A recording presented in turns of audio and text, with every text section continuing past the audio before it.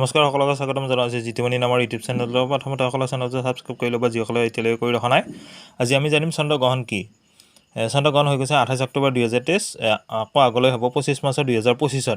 ইয়াতে আমি চিত্ৰ সহকাৰে দেখুৱাই দিয়া হৈছে এটো সূৰ্য ইংৰাজীত চান সূৰ্য এখন হৈছে আৰ্থ পৃথিৱী তাৰপিছত মুন চন্দ্ৰ এক নম্বৰতে চন্দ্ৰগ্ৰহণ কাক বোলে উত্তৰ কেতিয়াবা জন্তু আংশিকভাৱে বা সম্পূৰ্ণভাৱে কিবাই ঢাকি পেলাই ফলত পূৰ্ণিমাৰ নিশাও জনা নোহোৱা হয় পৃথিৱীত অন্ধকাৰ বা এন্ধাৰ হৈ পৰে ইয়াকে চন্দ্ৰগ্ৰহণ লুনাৰ এক্লিপছ বোলে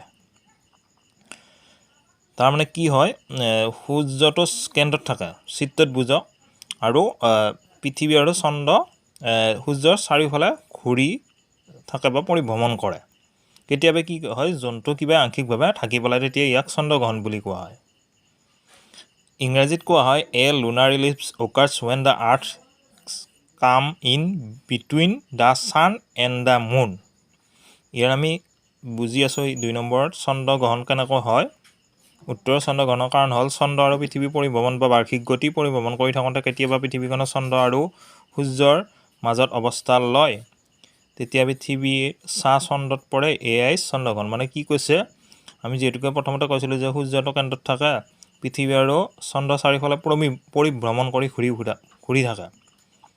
ইয়াৰে চন্দ্ৰগ্ৰহণৰ মূল কাৰণে হৈছে পৰিভ্ৰমণ বা বাৰ্ষিক গতি কি হয় পৰিভ্ৰমণ কৰি থাকোঁতে কেতিয়াবা চন্দ্ৰটোৰ সূৰ্য আৰু চন্দ্ৰৰ মাজত পৃথিৱীখন অৱস্থান কৰে তেতিয়া চন্দ্ৰটো কিবা বস্তু ঢাকি পেলোৱা যেন লাগে ইয়াকে চন্দ্ৰগ্ৰহণ বুলি কোৱা হয় একেটা ৰেখাতে পৰে সেইবাবে ইয়াক কি কৰে সূৰ্য আৰু চন্দ্ৰৰ মাজত পৃথিৱীখন আহি পৰে তেতিয়া চন্দ্ৰটো কিবা বস্তু ঢাকি পেলাই ইয়াকে চন্দ্ৰগ্ৰহণ বুলি কোৱা হয় 3 নম্বৰ চন্দ্ৰগ্ৰহণ খালী চকুৰে চাব কিয় নালাগে মানে গ্ৰহণবোৰ খালী চকুৰে কিয় চাব নালাগে উত্তৰ চন্দ্ৰগ্ৰহণ বা গ্ৰহণৰ সময়ত বিশেষ ৰশ্মিৰ পৰা চকুজুৰি ৰক্ষা কৰিবৰ বাবে গ্ৰহণটো